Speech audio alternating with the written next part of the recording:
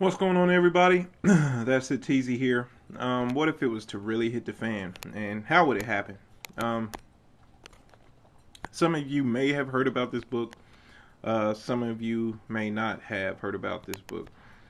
This book was recommended to me by a friend. He was an actual military contractor and did some work overseas in Iraq.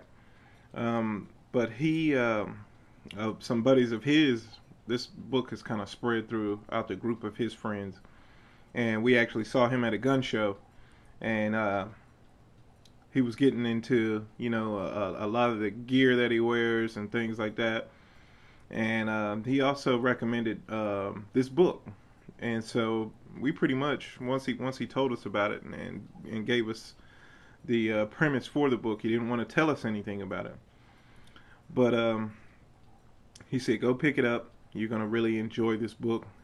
He said, the first time he picked it up, he read the first 100 pages of it, and before he was forced to put it down by his fiance. But this is a really good book. It does kind of start out a little slow, but it picks up and it gets really interesting. It's called 1 Second After, and basically the premise is that the shit hits the fan like everybody's been calling for.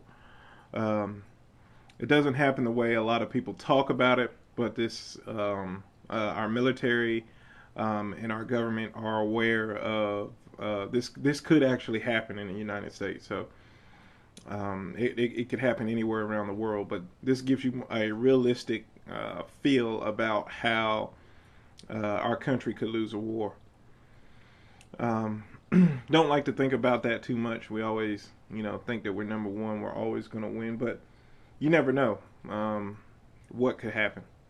And this book basically, or this novel basically covers that. So once again, my recommendation for you, if you're into literature, you like to read, and you're also into firearms, go pick up this book. You'll really enjoy it.